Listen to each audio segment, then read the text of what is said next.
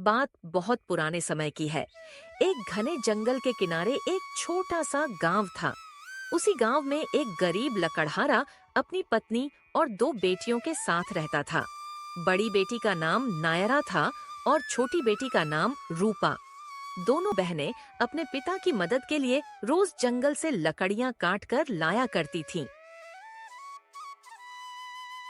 एक दिन जब दोनों बहनें जंगल से लौट रही थीं, तभी एक पुराने बरगद के पेड़ पर दो रहस्यमयी पक्षी बैठे आपस में बातें कर रहे थे। देखो, सामने कितनी पवित्र आत्माएं आ रही हैं। हाँ, लेकिन इनका भाग्य बड़ा विचित्र है। एक का जीवन त्याग से खुलेगा और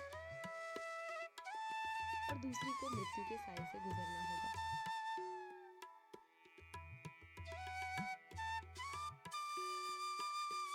नायरा पक्षियों की भाषा समझती थी। वह सब कुछ सुन रही थी, लेकिन उसका दिल कांप उठा। दीदी, ये पक्षी कितने सुंदर है ना? हाँ, बहुत सुंदर। लेकिन उस दिन के बाद नायरा की मुस्कान कहीं खो गई। दिन बीतते गए। नायरा चुप रहने लगी, न ठीक से खाती न बोलती। बेटी तू ठीक तो है? हाँ माँ, बस थक गई हूँ। लेकिन माँ की आंखें सब समझ रही थीं। एक दिन पिता एक सिद्ध साधु को घर ले आए। जो लिखा है वही होगा। एक बेटी का भाग्य बलिदान से खुलेगा, दूसरी को अंधकार से जीवन मिलेगा। कोई उपाय नहीं है बाबा। केवल धैर्य।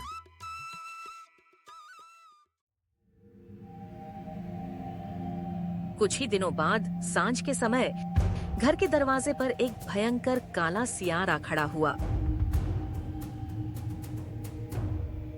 हे भगवान, ये क्या है?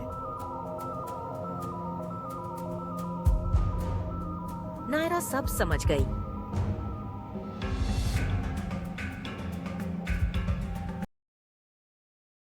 दीदी मत जाओ। अगर मैं नहीं गई तो ये फिर लौटेगा और सब कुछ नष्ट कर देगा।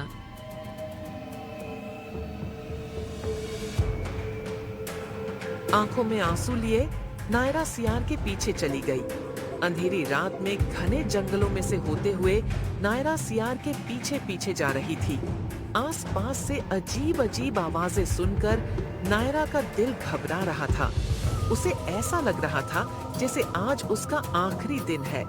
अपने मन को समझाते हुए नायरा सियार के पीछे पीछे जा रही थी कि जंगल की गहराई में एक सुरंग थी। सियार नायर को सुरंग के उस पार लेकर चला गया।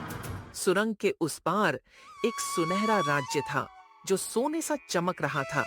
नायरा ये सब देखकर दंग रह गई। वो एक पल के लिए सब कुछ भूल गई थी कि वो कहां से आई है। उसने वहां अपने सिवाय किसी और को देखा। वहां एक राजा था। नायरा को देखकर राजा ने कहा, मैं शापग्रस्त था, तुम्हारे त्याग ने मुझे मुक्त कर दिया। मैं तुम्हारा धन्यवाद करना चाहता हूँ। क्या तुम इस राज्य की रानी बनोगी? नायरा ने हाँ में जवाब दिया। नायरा उस राज्य की रानी बनी। सम्मान, प्रेम और सुख के साथ नायरा वहां रहने लगी।